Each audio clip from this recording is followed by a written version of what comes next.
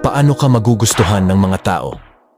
Ang pinakamagandang paraan para magustuhan ka ng isang tao ay ang pagiging tunay na interesado sa kanila. Dapat mong pakinggan ang kanilang sinasabi kapag sila ay nagsasalita at isipin mo ang kanilang sinasabi. Huwag mong isipin agad kung ano ang iyong sasabihin pagkatapos. Makinig ka lang. Ito ay epektibo dahil bihira lang ang mga taong nakakaranas na may nagmamalasakit sa kanila. Magugustuhan ka nila dahil iisipin nilang talagang pinapahalagahan mo ang kanilang sinasabi. Kadalasan, masyadong abala ang mga tao sa kanilang sarili, kaya hindi nila napapansin ang iba.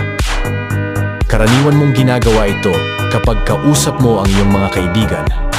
Ngunit kapag kausap mo ang isang hindi mo kilala, kadalasan ay masyado kang abala sa iyong sarili, kaya hindi ka nakikinig.